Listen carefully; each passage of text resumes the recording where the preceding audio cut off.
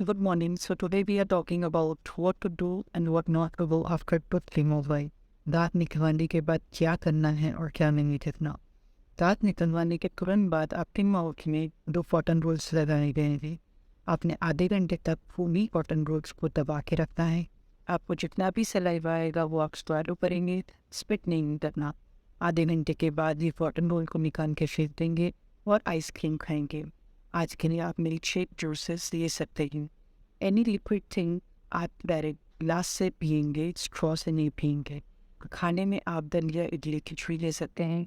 अगर आपका दांत राइट साइड से निकला है तो आप वही खाने की लेफ्ट साइड से खाएंगे।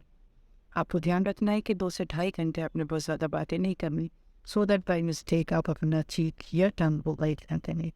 आपके इंजेक्शन का असर 2 से ढाई घंटे में उतर जाएगा।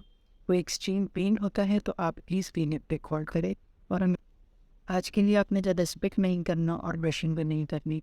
कल मॉर्निंग से आप टूथब्रश कर सकते हैं। आपने वार्म सलाइन वाटर इंजेस्ट करनी है, गुनगुने पानी में नमक डाल के पीने 5 से 6 दफ़ा। साथ में आपको एक जेल दिया गया है जो कि अपने एक्सट्रैक्शन की साइट पर जहाँ से हमने दांत निकालना है उस जगह पे 5 से 6 बारी अप्लाई करनी है, जिससे कि आपके खाने की वजह से दोबारा से कोई इन्फेक्शन ना आए।